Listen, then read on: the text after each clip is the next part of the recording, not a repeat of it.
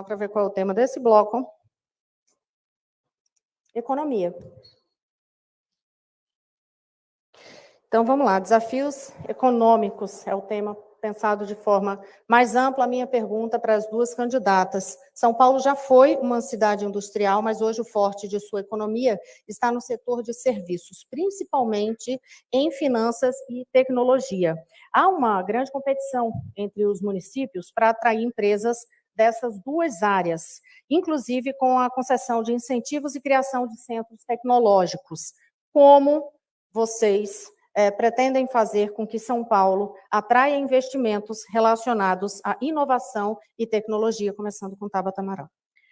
Rosiane, está no nosso plano de governo um compromisso que a gente vem fazendo, inclusive, junto com a USP e com o governo do estado, de que nós teremos 2 parques tecnológicos, um na Zona Oeste e um na Zona Leste. Mas para que isso possa acontecer na prática, é muito importante que a gente entenda o problema que a gente tem de baixa qualificação, de falta de jovens qualificados, capacitados na área de tecnologia. É por isso que a gente propõe o programa do Jovem Tech. Como funciona?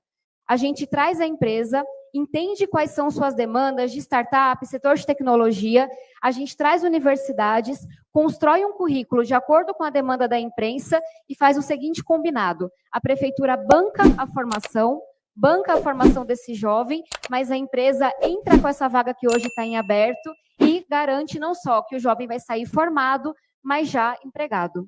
Marina.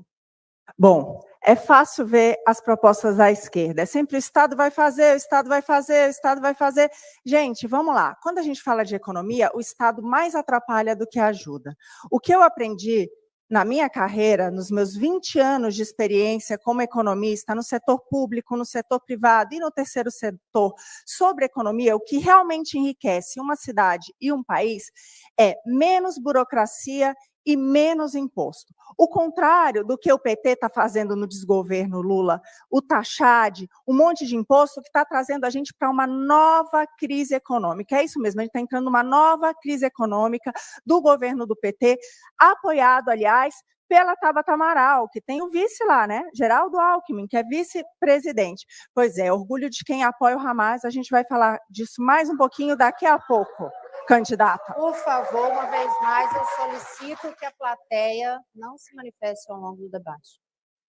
Agora vocês vão ter o tempo para pergunta e resposta, para réplica. A sugestão nossa é isso, façam perguntas, tem o espaço da réplica, mas, enfim, vocês têm o tempo aí no telão, que é o tempo que vocês administram da melhor forma que considerarem possível. Começando por Tabata. Rosiane, primeiro dizer que eu fico feliz de ter nesse debate uma outra mulher, já que fui a única mulher no debate da Band. Mas fico triste que essa mulher siga propagando fake news, como ela fez agora, ao falar do vice-presidente da República, Geraldo Alckmin. Mas vamos falar do que importa. Vamos falar de desenvolvimento econômico. A gente sabe que, para que a gente possa se desenvolver, é muito importante, sim, que a gente tenha um Estado eficiente, que garanta a segurança jurídica. Inclusive, os colegas do Novo, da candidata, foram meus colegas ao serem autores, junto comigo, do Marco Legal das Startups. Tenho muito orgulho de ter aprovado esse projeto, acho que ela não seria contra. Mas quando a gente fala de produtividade, nós precisamos investir em formação e capacitação. Então, eu queria ouvir da candidata qual é o papel que a Fundação Paulistana e o ADESAMPA terão na gestão dela. Tabata, em primeiro lugar, eu queria esclarecer uma fake news que você usou no debate da Band, quando você disse não que você era a única candidata no debate, mas que você era a única candidata à Prefeitura de São Paulo. Prazer, Marina Helena, candidata, mãe, com 43 anos, muito mais experiência que você de vida e de profissão. Segundo lugar, em relação a isso, vamos lá. Por favor, gente. Nós temos uma proposta muito boa, e não só, eu não só falando, a gente fez isso. Hoje, o maior programa de capacitação profissional do Brasil acontece em Minas Gerais, onde é comandado pelo nosso governador Romeu Zema, do Partido Novo. 150 mil pessoas que foram treinadas e capacitadas e devolvidas para o mercado de trabalho, pasmem, em parceria com o setor privado. É isso, o setor privado que vai treinar, vai capacitar, vai ensinar gastronomia, construção civil, parte de beleza, tudo isso para trazer de volta as oportunidades para a nossa população aqui na cidade de São Paulo. Deixa claro que não conhece nem a Fundação Paulistana, nem a ADESAMPA, e é importante entender que numa gestão pública a gente não parte do zero. A gente tem que saber quais são os bons programas e projetos que outras gestões da esquerda à direita fizeram. Essa lição de casa eu fiz. Sentei para conversar com todos os ex-prefeitos. Quando a gente fala agora do que eu espero fazer com essa agência, focando em empreendedorismo, focando em formação, temos sim um Jovem Tech, propomos também um Capacitaí, e eu convido as pessoas a entrarem nas minhas redes sociais nesse momento, que com pouco tempo, lá eu consigo esclarecer um pouco mais o que são esses projetos. Podem continuar. Bom, agora a minha pergunta. Deputada, eu trabalhei no Ministério da Economia com o ministro Paulo Guedes, que pegou a pior recessão da pandemia e fez com que o Brasil fosse um dos países que mais crescessem.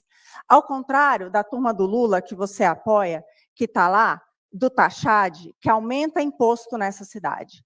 Nos últimos 10 anos, a economia da cidade de São Paulo encolheu 16%. 2 Porto Alegre sumiram da cidade de São Paulo. Eu quero que você fale qual vai ser a sua política para, de fato, impulsionar aqueles que trabalham e produzem na nossa capital.